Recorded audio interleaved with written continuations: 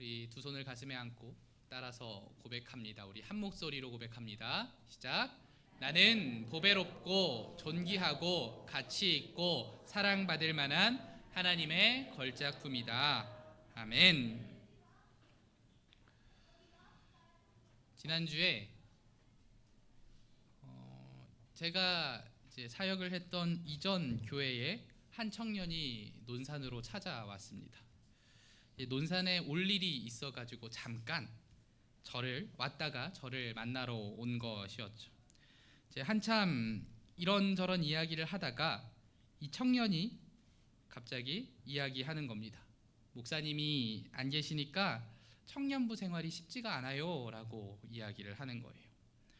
이 청년이 제가 청소년 때부터 5년을 이렇게 담당을 해서 청년부 리더까지 만들고 제가 떠나왔던지라 5년 내내 담당 교역자가 저였거든요. 그러니 갑자기 담당 교역자가 바뀐 것이 적응하기가 어려웠던 겁니다. 그래서 어떤 말을 해줘야 할까 생각하고 있는데 이 친구가 먼저 이야기를 하더라고요. 그 말의 요지는 이러했습니다. 목사님이 바뀌었다고 내 신앙생활이 바뀌면 안 되는 것을 너무나 잘 알고 있지만 하나님만 의지하고 나아가야 함을 잘 알고 있지만 막상 그것이 쉽지가 않습니다 라는 이야기였죠.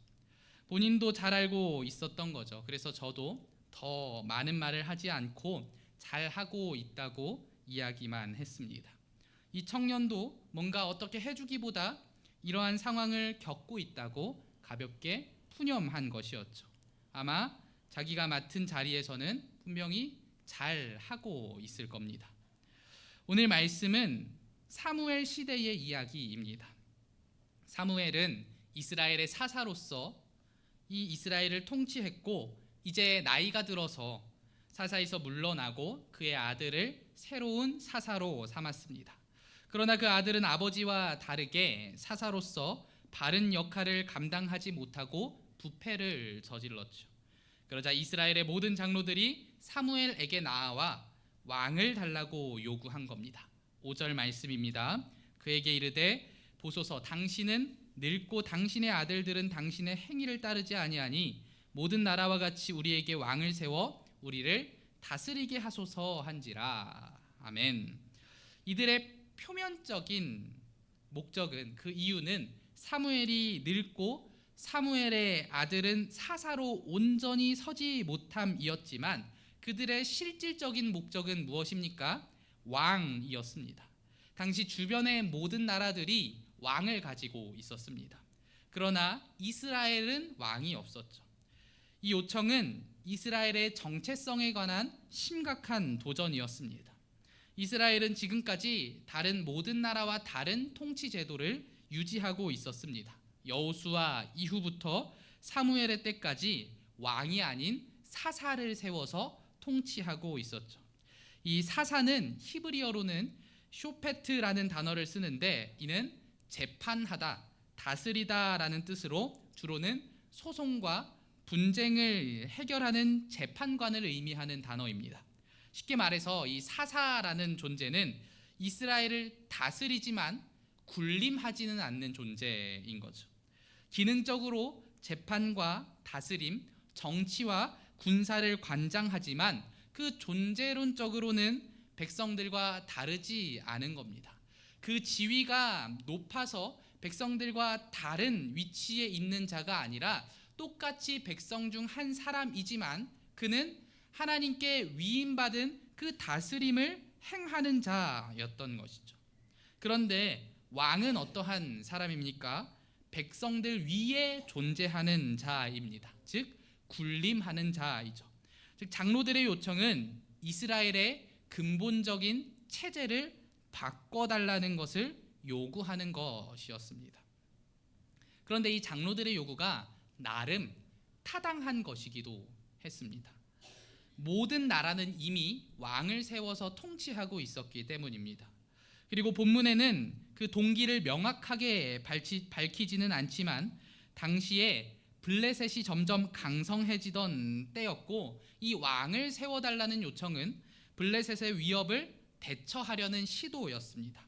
왕을 세울 경우에는 중앙 집중적인 강력한 정부를 세울 수 있었고, 주변 여러 나라들은 이런 정치 제도의 변화를 통해 강한 나라로 탈바꿈하고 있었기 때문에 장로들은 더 강한 이스라엘을 위해서 왕이 필요하다고 생각했던 겁니다. 실제로 주변 나라들이 그 왕을 세움으로 더욱 강력한 나라가 되고 있었고, 이스라엘도 이제 우리가 더 강력해지기 위해 왕이 필요하다라고 생각을 했던 것이죠. 즉 사사로 대표되는 옛 질서가 더 이상 힘을 발휘하지 못한다는 생각을 가지고 이제 새로운 질서가 필요하다고 생각했던 것이죠. 그리고 이는 사무엘에게도 너무나 불편한 요구였습니다. 단순히 사무엘이 사사이고 옛 질서를 수호하는 자였기 때문이 아니라 이들이 요구하는 인간 왕, 사람 왕은 결국 참된 왕인 하나님을 대체하기 위한 요구임을 알았기 때문입니다. 이들이 왕을 요구하는 이유가 전능하신 하나님에 대한 믿음의 부족함, 그리고 또 하나님이 아닌 다른 것을 의지하겠다는 표현이기 때문에 그러합니다. 하나님은 부정적으로 이 왕을 세우는 것에 대해 부정적으로 반응하는 사무엘에게 들으라는 2번의 명령을 통해 이스라엘의 요구를 들어주라고 말씀하시죠. 그들의 왕 요구를 들어줘라 라고 말씀하십니다. 그러나 하나님께서는 그 이스라엘의 왕에 대한 요구가 타당하기 때문에 들어주라고 말씀하신 것은 아니었습니다. 하나님은 이스라엘의 그 왕 요구의 이유가 무엇인지 정확히 알고 계셨고 그것을 사무엘에게도 말씀해 주십니다. 7절에 보면 여호와께서 사무엘에게 이르시되 백성이 내게 한 말을 다 들으라. 이는 그들이 너를 버림이 아니요 나를 버려 자기들의 왕이 되지 못하게 함이니라. 아멘. 하나님은 이스라엘의 요구가 사무엘을, 그 사사인 사무엘을 버리려고 함이 아니라 하나님을 버리려고 하는 것이라고 확실하게 말씀하십니다. 그렇습니다. 이 이스라엘이 새로운 왕을 요구하는 것은 이젠 참된 왕이신 하나님이 필요 없다고 이야기하는 것이었습니다. 블레셋이 점점 강성해지고 있었고 주변 여러 나라들은 왕을 갖게 된 이후에 더욱 중앙 집권적인 체제로 강력한 나라들이 되어가고 있는 이때에 이스라엘 장로들과 백성들은 하나님을 의지하는 것은 구시대의 유물이라고 생각했던 겁니다. 하나님을 의지하면서 지금까지 왔지만 이제 하나님을 의지하는 우리보다 인간왕을 세우고 인간왕을 의지하는 주변의 나라들이 강해지는 것을 보고 하나님을 의지하는 것은 구시대의 유물이니 우리도 이제 새로운 바람에 올라타야 된다라고 생각을 했던 겁니다.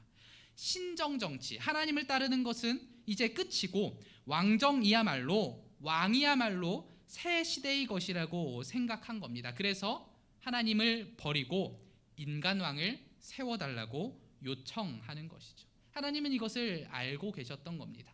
사무엘에게 확실하게 말씀하시는 거죠. 이들이 사사인 너가 싫어서가 아니라 나를 버리려고 합니다 라고 말씀하시는 겁니다. 그리고 또한 하나님은 말씀하십니다. 8절에 내가 그들을 애굽에서 인도하여 낸 날부터 오늘까지 그들이 모든 행사로 나를 버리고 다른 신들을 섬김같이 내게도 그려하는도다. 아멘.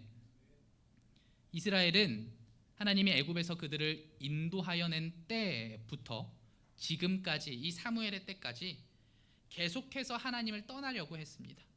틈만 나면 하나님이 아닌 다른 신을 섬기려고 했죠. 그 다른 신이 더욱 내게 유익이 되는 것 같기에 하나님을 따르는 것보다 다른 신을 따라 사는 것이 내 삶에 더욱 좋아 보이기 때문에 하나님이 그들이 원하는 것을 주지 않으실 때 자신들의 생각과는 다를 때 또 다른 신이 하나님보다 더 능력 있어 보일 때마다 이들은 다른 신을 섬기려고 했습니다.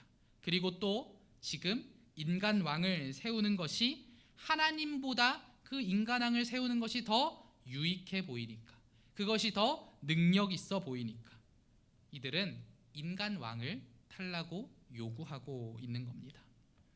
사무엘은 이에 그 왕을 섬기는 것, 인간 왕을 세우는 것이 가져올 폐단에 대해서, 문제에 대해서 확실하게 이스라엘 백성들에게 이야기합니다.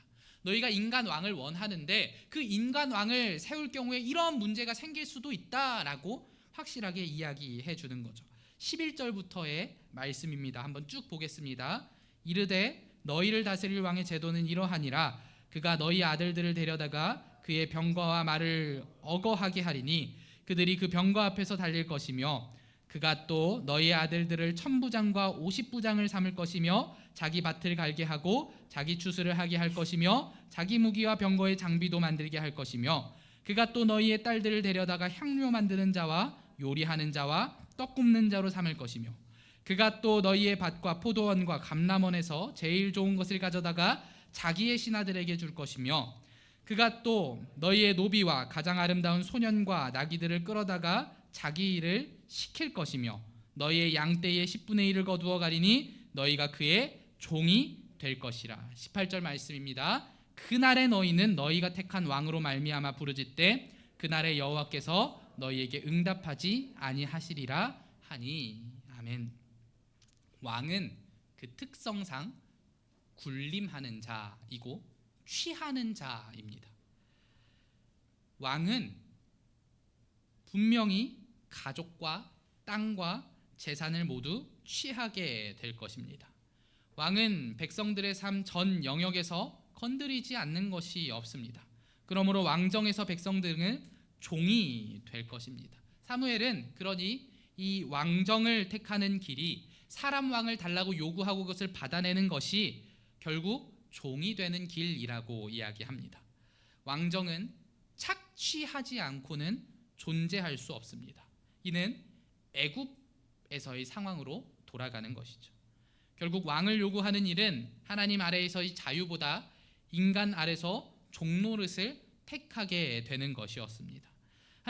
사무엘은 이를 이야기하며 이스라엘 장로들과 백성들에게 경고했습니다. 그러나 장로들과 백성들은 뭐라고 이야기합니까? 19절 말씀에 백성이 사무엘의 말 듣기를 거절하여 이르되 아니로소이다. 우리도 우리 왕이 있어야 하리니. 20절 말씀 우리도 다른 나라들 같이 되어 우리의 왕이 우리를 다스리며 우리 앞에 나가서 우리의 싸움을 싸워야 할 것이니이다 하는지라. 아멘. 결국 이들은 왕을 요구하고 그 왕을 받아냅니다. 이들은 사울 왕이라는 왕을 받아내죠. 물론 이 왕이 무조건 완전히 악한 것은 아니었습니다. 사울 왕 다음에 다윗 왕이 세워지고 다윗 왕의 후손으로 예수 그리스도가 오십니다. 그러니 이 왕정 자체가 정말 악하다고만은 할 수가 없는 거죠. 게다가 당시에는 그 고도로 조직된 군사 공동체인데다가 철제 무기까지 소유한 블레셋의 위협이 너무나 컸기에 이 단일한 군사 지도자 왕을 중심으로 연합해야만 이에 대항할 수 있었기에 왕정의 필요성도 충분히 있었습니다. 그리고 실제로 이스라엘은 그 왕이 세워진 후에 많은 전쟁에서 승리하게 되죠. 하나님께서 다윗 왕에게 부어주시는 그 능력으로 함께 해주셔서 다윗 왕을 통해 실제로 이 블레셋을 물리칠 수 있게 됩니다. 그러니 이 왕의 필요성도 충분히 있었던 것이죠. 그러나 사무엘의 경고를 생각하면 왕이라는 것은 하나님을 향한 신앙을 위협하는 요소였습니다. 결국 이러한 왕에 대한 양면적인 상황 가운데 하나님은 백성들의 요구를 들으시고 수락하신 겁니다. 그러나 진짜 문제는 사사냐 왕이냐의 문제가 아니었습니다. 왕이 있더라도, 인간 왕이 있더라도 이스라엘 백성들이 하나님을 의지하느냐 아니면 인간 왕만을 의지하느냐의 문제였죠. 이스라엘 백성들이 인간 왕을 세웠을 때 인간 왕을 의지하느라 하나님을 멀리하는 것은 죄가 되기 때문에 사무엘은 이를 말리려고 했던 것입니다. 오늘날 우리는 어떠합니까? 우리도 이스라엘 백성들과 크게 다르지 않음을 발견할 수 있습니다. 우리의 신앙생활에 있어서 우리는 누구를 그리고 무엇을 의지합니까? 앞서 한 청년의 이야기를 했습니다. 그 청년은 저한테 이야기한 것이죠. 자신이 하나님을 의지하는 줄 알았는데 목사님을 많이 의지하게 하고 있었다는 것을 알게 되었습니다. 그리고 그 청년은 다시금 자신의 신앙생활을 제자리로 돌리려고 노력하고 있는 겁니다. 사람을 보며 신앙생활을 하는 것이 아니라 하나님을 보며 신앙생활을 하겠다고 이야기하는 것이죠. 물론 우리의 신앙은 그 시작이 사람일 수 있습니다. 어린아이는 부모님 또 주일학교 선생님을 보면서 신앙생활을 할 수 있는 것이고, 사람을 통해 자신의 신앙을 키워나갈 수 있습니다.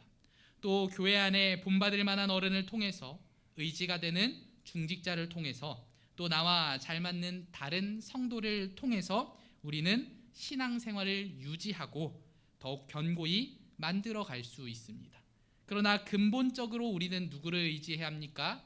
하나님을 의지해야 합니다. 사람이 아닌 하나님을 의지해야 하죠. 그런데 지금 이스라엘은 반대로 이야기하고 있는 겁니다.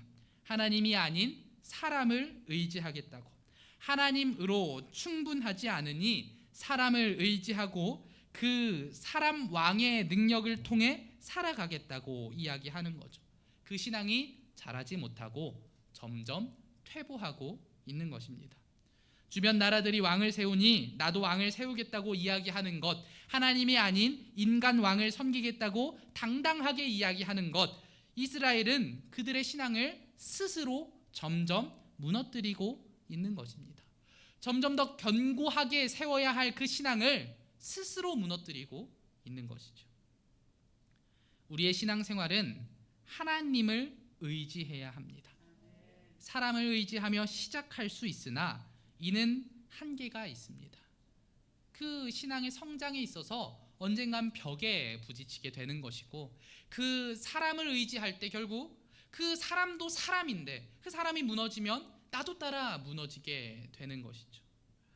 결국 우리는 하나님을 바라봐야 합니다. 그렇지 않으면 우리의 신앙은 더 이상 자랄 수 없고 무너지게 될 것이며, 큰 위기를 맞이할 때 꼬꾸라지고 말 겁니다. 솔직히 말해 우리 교회는 최근 큰 어려움을 겪었습니다. 그래서 이렇게 말하는 분들이 있을 수 있습니다.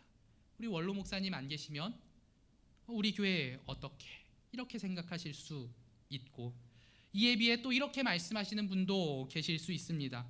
젊은 목사님 오셨으니 그래도 우리 교회 잘할 수 있을 거야. 참 여러모로 위로가 되는 이야기입니다. 우리가 그만큼 훌륭한 원로 목사님을 모셨다는 이야기이고, 또 젊은 목사를 좋다고 생각해 주시는 것이니 참으로 감사한 이야기인 것이죠. 그런데 우리의 이러한 말들이 바뀌어야 합니다. 어떻게 바뀌어야 합니까?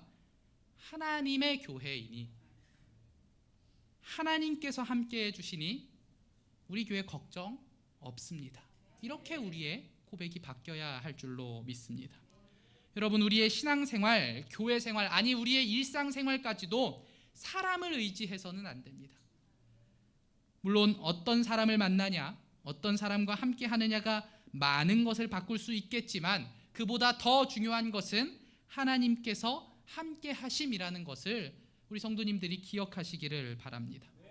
이스라엘이 인간 왕을 세우고 인간 왕을 의지하면 블레셋을 물리치고 그 주변의 강한 나라들처럼 될 수 있을 것이라고 생각했습니다.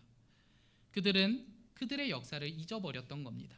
이스라엘이 어떻게 세워진 나라입니까? 하나님께서 함께 해주시고 하나님께서 하나하나 인도해 주셨기에 세워진 나라입니다. 그런데 지금 이스라엘은 그 모든 것을 잊고, 하나님께서 지금까지 함께 해주셨던 것은 다 잊고, 하나님이 조금 약해 보이니, 능력 없어 보이니, 우리가 블레셋과 싸우고 주변 강한 나라들과 싸우는데 하나님을 의지하는 것이 우리를 패배하게 만들 것처럼 보이니 이제 하나님을 버리고 인간왕을 세워서 인간왕을 의지하겠다라고 이야기하는 겁니다. 마치 이전에 금송아지를 세웠던 것처럼 인간왕을 세워서 우리가 하나님 대신하겠다라고 이야기하고 있는 것이죠. 그리고 오늘날 우리는 어떠합니까? 나도 이스라엘 백성들과 같지는 않았는지 생각해 봐야 합니다. 하나님께서 함께 해주시고 하나님을 의지하면 되는데, 우리는 계속해서 하나님께 하나님이 아닌 다른 것을 달라고 요구하고, 하나님이 아닌 다른 것이 그것을 해결할 수 있을 것처럼 구합니다. 그리고 그것을 받아 하나님이 아닌 그것을 섬기려고 합니다. 하나님께 무엇을 요구합니까? 하나님께 우상을 요구하는 거죠.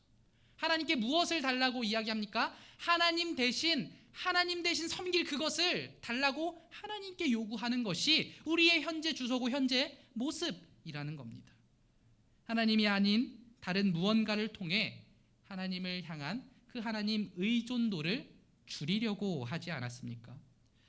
우리 사랑하는 생명샘교회 성도 여러분, 우리의 일상에서 무언가에 대한 의존도를 낮추고 스스로 서는 것은 참으로 중요한 일이고 좋은 일입니다. 그러나 신앙생활만큼은 다릅니다. 우리가 하나님에 대한 의존도를 낮추려고 할수록 우리는 더욱 죄에 빠지게 됩니다. 이스라엘은 하나님이 아닌 다른 것을 의존하려고 할수록 죄에 빠졌고 하나님과 멀어졌습니다. 우리는 그러한 실수를 반복해서는 안 됩니다. 하나님께 인간 왕을 달라고 요구하고 그 인간 왕을 섬기려고 했던 그 이스라엘의 모습과 같아서는 안 되는 거죠. 우리는 더더욱 하나님에 대한 의존도를 높여야 하는 것이죠. 오늘 본문을 통해 우리는 이스라엘이 왕을 요구한 진짜 이유가 단순한 체제의 변화가 아닌 하나님에 대한 그 믿음의 약화였음을 보았습니다. 그들은 눈에 보이는 왕을 의지함으로써 눈에 보이지 않는 하나님을 밀어내고자 했습니다. 하나님은 그들의 요청을 허락하시지만 동시에 그 요청이 어떤 결과를 가져올 것인지 분명히 경고하셨습니다. 이 이야기는 단지 오래된 이스라엘의 역사만이 아닙니다. 오늘날 우리의 신앙과도 너무나 닮아 있죠.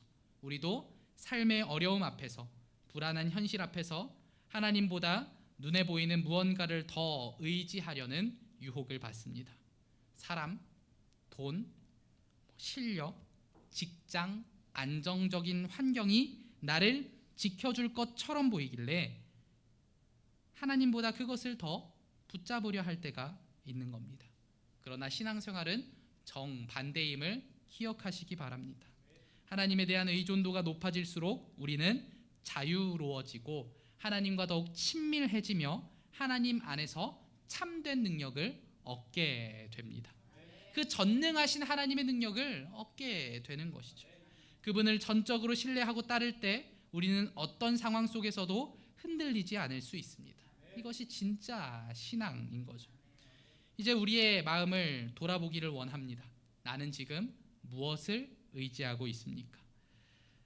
나의 힘입니까? 아니면 나의 경험입니까? 어떤 사람입니까? 아니면 전능하신 하나님입니까? 오늘 이 시간 우리가 다시 결단하기를 원합니다. 우리가 사람을 바라보는 신앙에서 벗어나 하나님을 바라보는 신앙이 되기를 원합니다. 눈에 보이는 것에 기대는 삶에서 벗어나 보이지 않지만 확실하신 하나님을 더욱 의지하는 삶으로 나아가시기를 바랍니다. 우리의 신앙이 자라고 교회가 세워지고 우리의 삶이 하나님의 은혜 안에서 견고히 서기 위해서는 반드시 하나님에 대한 그 의존도가 높아져야 합니다. 그러니 이번 한 주 우리 성도님들의 삶 속에서 하나님을 의지하는 연습을 하시기를 바랍니다. 내 것, 내 경험, 내가 지금까지 겪어왔던 것, 그리고 내가 저것 가지면 유익할 것이라고 여기는 그것을 잠시 내려놓고 하나님을 의지할 때 내 삶에 어떤 일이 나타나는지 확인해 보시기를 바랍니다. 하나님을 의지하며 나아갈 때 하나님의 그 전능하신 능력을 의지할 때 우리에게 무엇을 주시는지 확인하여 보시기를 바랍니다. 결정의 순간에 기도하며 하나님의 뜻을 구하고 불안한 마음이 들 때 그 말씀을 통해 위로받고 사람보다 하나님께 먼저 나아갈 때 하나님께서 우리의 삶에 무엇을 더하여 주시는지를 분명히 확인하시기를 바랍니다. 물론 그것이 일주일만으로 부족할 수도 있겠죠. 그러나 우리 성도님들의 삶 속에서 그러한 모습들이 나타나기를 원합니다. 하나님을 의지하고 전능하신 능력을 힘입어 받아 누리는 삶이 되시기를 주님의 이름으로 축원합니다. 하나님은 그 의지하는 자를 결코 외면하지 않으시고 가장 선하고 좋은 길로 인도하실 겁니다. 우리 마지막으로 시편 118편 8절과 9절 말씀을 함께 읽고 우리 기도하겠습니다. 우리 같이 읽습니다. 시작. 여호와께 피하는 것이 사람을 신뢰하는 것보다 나으며 여호와께 피하는 것이 고관들을 신뢰하는 것보다 낫도다. 아멘. 우리들 이 시간 우리 결단한 것을 가지고 나아가기 원합니다. 하나님, 우리가 이제 다른 것들을 의지하지 않고 하나님을 의지하기 원합니다. 하나님을 의지하며 하나님을 의존하며 나아가기를 원합니다. 주님, 내가 결단하오니 우리 앞으로의 삶이 다른 것들보다 하나님 온전히 의지하며 살아가게 하여 주시옵소서. 우리 이 기도 제목으로 주의 이름 크게 부르짖으며 기도합니다. 주여, 하나님 함께하여 주시옵소서. 주님, 우리가 기도하며 나아갑니다. 하나님, 우리가 지금까지 그 이스라엘의 모습처럼 하나님이 아닌 다른 것을, 그 사람 왕을 달라고 요구하진 않았는지 주님, 우리의 모습을 살펴봅니다. 주님, 우리가 하나님을 의지하기를 원합니다. 하나님, 우리가 사람 왕이 아니라 나의 경험이나 내가 가진 그것이 아니라 온전히 주님만을 의지하며 나아가기를 원하오니 내가 하나님 앞에서 하나님이 아닌 다른 것들을 구하지 않기를 원합니다. 하나님께 그 우상들을 구하지 않기를 원합니다.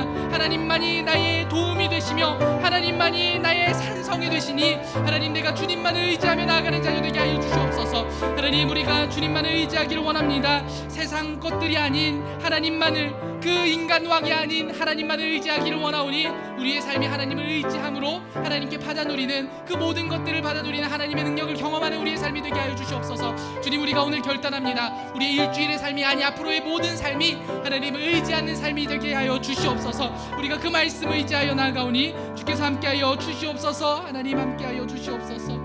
주여, 도와주시옵소서.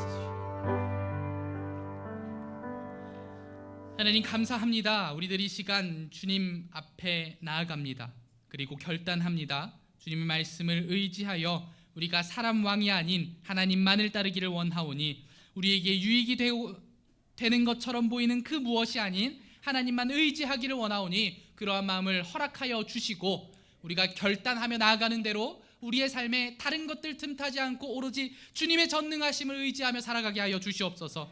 주님, 그러나 나의 눈이, 나의 귀가, 나의 그 모든 것들이 주님이 아닌 다른 것을 따르려고 합니다. 주님, 그러니 나를 붙들어 주옵시고 내 주변까지도 하나님께서 모든 것을 통제하여 주셔서 내가 언제나 주님께로만 나아가는 주님의 자녀로 살게 하여 주시옵소서. 언제나 함께해 주시는 예수님의 이름으로 기도합니다. 아멘.